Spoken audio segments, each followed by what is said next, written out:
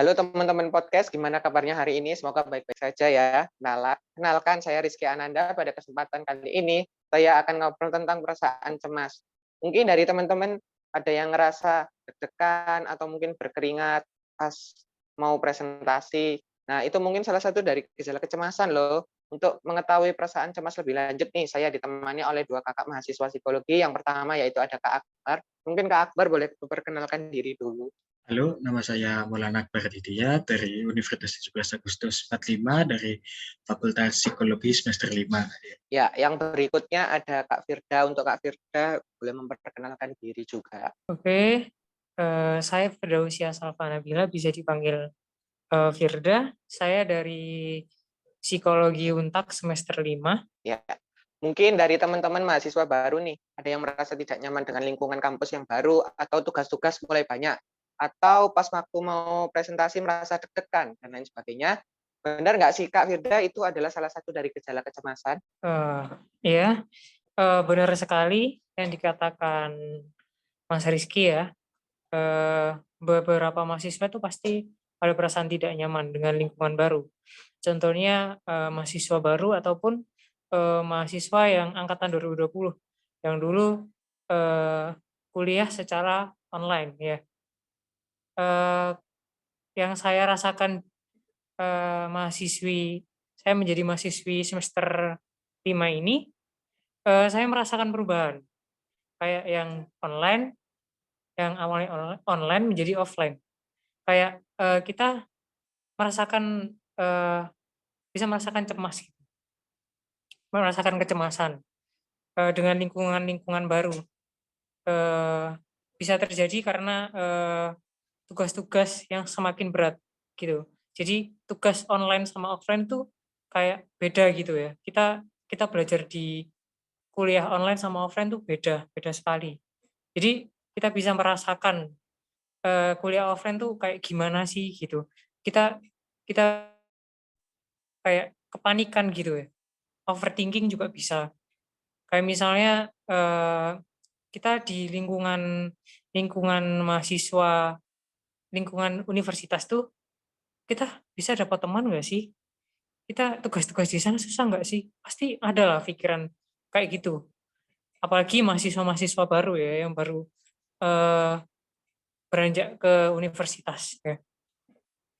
Hal ini tuh berpengaruh pada kinerja dalam mengerjakan tugas atau ujian. Apalagi jika hasil yang didapatkan itu tidak sesuai dengan apa yang diharapkan dan akan menyebabkan kecemasan yang tinggi. Nah, dari gejala-gejala kecemasan tadi, Kak, apakah respon cemas itu berbeda ya, Kak, setiap orang? Mungkin bisa dijelaskan. Ya, eh, berbeda, berbeda. Jadi ada respon masing-masing gitu. Jadi ada yang seperti mual, ada yang pusing, ada yang berkeringat, ataupun dia banyak-banyak pikiran gitu, memikirkan sesuatu yang tidak-tidak. Pasti kalau cemas tuh gitu.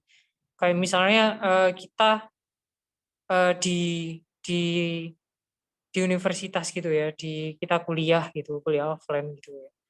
Kita bisa di kuliah offline tuh ini enggak sih, dosennya kalau di offline jahat nggak sih? Takut gitu, gitu kan. Kita bisa mengalami kecemasan gitu. Kayak tugas-tugas waktu di offline tuh berat nggak sih gitu. Eh, Hal ini juga dikemukakan oleh O'Connor bahwa perasaan tertekan, takut atau stres yang diakibatkan adanya tuntutan yang harus dilaksanakan. Di instansi pendidikan adalah bagian dari kecemasan. Bagi mahasiswa, mendapatkan nilai yang maksimal adalah sebuah harapan yang besar, khususnya pada mahasiswa baru. Ya, kalau misalnya di kalangan universitas kan pasti memikirkan apa ya, nilai-nilai yang maksimal gitu ya. Kita memikirkan kita harus memaksimalkan IPK kita gitu ya. Dengan cara mengerjakan tugas yang tepat gitu ya, yang tepat waktu gitu ya. Seperti itu. Terus Holmes juga membagi kecemasan dalam 4 komponen. Nah, komponen ini termasuk apa ya? Efek dari respon kecemasan. Yang pertama yaitu komponen kognitif ya, komponen mood ya, komponen mood. Nah, komponen mood ini terjadi berupa respon kekhawatiran, ketegangan, panik, serta ketakutan. Nah, pada kondisi ini seseorang tidak dapat merasa tenang dan mudah tersinggung. Yang kedua adalah komponen kognitif ya. Komponen kognitif ini seseorang yang merasa cemas akan terus mengkhawatirkan segala macam masalah yang mungkin terjadi, sehingga ia akan sulit untuk berkonsentrasi atau mengambil keputusan seperti yang saya jelaskan tadi. Kayak orang-orang beroverthinking ya, dia memikirkan hal yang aneh-aneh karena dia cemas itu. Ya, seperti itu. Jadi yang ketiga adalah komponen somatik. Di sini tuh kalau somatik ini reaksi fisik dan biologis. Dibagi dalam 2 bagian, yaitu yang pertama adalah gejala langsung yang terdiri mudah berkeringat, sesak nafas, jantung berdetak cepat, dan tekanan darah meningkat. Yang keempat ini yang terakhir adalah komponen motorik ya. Di sini berespon kepada tubuh kita, tubuh pada seseorang ya. Kayak kalau misalnya kita cemas gitu, tangannya gemetar, suara yang terbata-bata. Kalau misalnya kita presentasi, terus kita mengalami kecemasan gitu kan. Terus kita tuh ngomong kita kalau misalnya latihan sendiri tuh lancar, tapi kalau misalnya kita di depan kayak banyak orang itu kita ngomongnya terbata-bata gitu. Yaitu semua orang itu pasti mengalami kecemasan, apalagi di lingkungan universitas ini. Tadi sama Kak Firda kan sempat disinggung nih gejala-gejala kecemasan ataupun komponen-komponen dari kecemasan itu sendiri. Nah, sebenarnya apa sih kecemasan itu kok bisa sampai membuat orang gelisah, takut, dan sebagainya? Mungkin dari Kak Akbar bisa dijelaskan. Ya, kecemasan ya. Jika disederhanakan ya, itu seperti alarm. Alarm itu seperti sinyal yang dalam diri kita, sesuatu hal yang membahayakan. Kan? Ada sesuatu hal yang nggak nyaman di diri kita. Gitu. Ada sesuatu ini yang mungkin sebenarnya itu butuh perubahan sebagai respon adaptasi. Ini sebenarnya adalah hal yang normal ya, adalah hal yang netral, gitu kan. Setiap emosi yang ada di diri kita itu nggak baik dan nggak buruk, tergantung kita mengekspresikan atau mengkomunikasikan emosi yang menjadikan itu baik atau buruk. Contoh ya kan, kita lagi marah gitu kan, marah ini baik atau buruk, tergantung cara diri kita untuk marah itu bagaimana. Terus sedih ya kan, sedih itu baik atau buruk, ya tergantung juga cara mengekspresikannya baik atau buruknya gimana ya kan. Semua itu netral. Ada teori tentang kutipan dari Charles Darwin ya. Semua adalah bagian ya, bagian yang memang diberikan sama Tuhan lewat tubuh kita menjawab tantangan yang ada untuk bertahan hidup atau yang bisa disebut dengan survival response ini. Dan menurut riset dari BBC ya kan, secara internasional, perasaan cemas ini salah satu penyebab utama pekerja dan mahasiswa itu bolos ya. Benar katanya Mbak Firda tadi kan. Contoh, mahasiswa yang suka bolos kan, bolos tapi dosennya jahat, killer gitu kan, suka ngasih pertanyaan yang sulit atau tugas yang sulit, mereka akan cenderung merasa takut dan merasa cemas kalau ada di kelas itu kan. Jadi kayak gitu. Habis itu riset dari FKUI 90%, berarti hampir semua 16-24 itu mengalami kecemasan. Kenapa? Karena quarter life crisis. Kan? Sebelum kita bahas apa itu quarter life crisis, kita harus cari tahu dulu teori dari apa yang saya bawakan ya, dari Paul de MacLean ya kan. Otak kan sudah sederhana kan ya.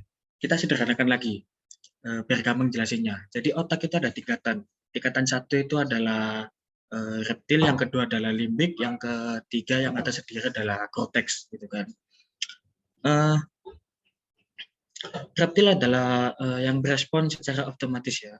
bagian otak yang merespons secara otomatis. Yang kedua adalah otak bagian limbik, otak yang menampung emosi biasanya, kesedihan, bahagia, dan ketakutan, dan lain sebagainya. Yang ketiga adalah korteks, pusat dari bahasa. Korteks ini adalah perkembangan yang paling terakhir. Ya.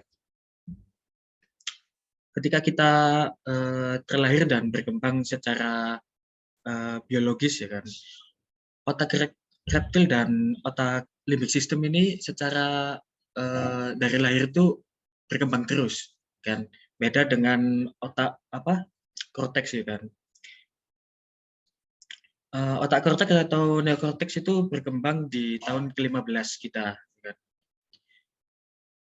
Ini ditandai dengan kita berpikir logis dan berpikir realistis dan membandingkan. Nah, ketika kita mengambil keputusan, kebanyakan yang terlibat adalah emosional, bukan dari segi logika. Contoh ya, kita pergi ke mall gitu kan. Habis itu jalan-jalan, jalan-jalan cuma lihat ada barang bagus, kita ingin beli, suka gitu kan. Suka dulu, ingin beli, habis ingin beli, udah ada barangnya gitu kan. Udah ada barangnya, pulang dan timbul rasa menyesal. Nah, karena suka dulu baru bisa mikir gitu kan. Seperti halnya perasaan gitu kan. Kita kayak suka orang dulu gitu kan. Wah, ini cocok kayak gini. Pada akhirnya dia akan berpikir logis bahwa orang ini tidak cocok sama saya gitu kan. Nah, kembali lagi. Kenapa quarter life crisis ini di usia 14 sampai 20 tahun gitu kan? Karena kita sudah bisa membandingkan hidup kita dengan orang lain. Pencapaian saya apa, achievement saya apa. Habis itu kita sudah bisa berpikir mana yang benar, mana yang enggak, mana yang bisa berpendapat iya atau tidak gitu kan. Pada akhirnya itu yang bisa menimbulkan kecemasan ya. Quarter life crisis juga hampir dihadapi semua orang ya. Jadi tenang saja ya teman-teman. Dan saya meminjam salah satu teori dari Paul Ekman juga yang bernama Atlas of Emotion. Emosi manusia kan banyak ya kan. Fokus kita ke takut dulu kan. Rata-rata rasa takut itu ada bertingkat ya kan. Ada 4 tingkatan yang saya pelajari. Yang pertama adalah ragu-ragu, yang kedua nervous, yang ketiga cemas, dan keempat adalah panik. Ya. Yang pertama itu ragu-ragu ya, takut untuk memutuskan sesuatu. Yang kedua adalah nervous dan gugup. Yang ketiga adalah cemas yang biasa kita alami maupun kita di mana saja kan bisa nervous, bisa cemas di mana saja kan. Perasaan yang nggak nyaman di diri kita, tapi masih wajar, masih batas wajar, masih dialami oleh semua orang, tapi batas yang berbeda-beda. Dan itu nggak apa-apa teman-teman, dan itu respon alami. Dan yang keempat adalah panik. Panik ini adalah takut yang tidak terkendali. Jadi kayak gitu Mas Ki. Baik, wah ternyata kecemasan itu bisa dirasakan saja ya, terutama bagi mahasiswa baru juga. Nah, dapat disimpulkan kalau kecemasan itu semua netral, nggak baik maupun nggak buruk. Semua ada karena diberikan oleh Tuhan untuk melengkapi diri kita, bukan untuk dihindari. Karena itu merupakan respon alami dari tubuh, kecuali kecemasannya sudah berlebihan dan tidak bisa dikelola. Baik, terima kasih buat kakak-kakak narasumber untuk meluangkan waktunya. Semoga bisa ngobrol-ngobrol lagi di lain kesempatan dengan topik yang berbeda. Terima kasih.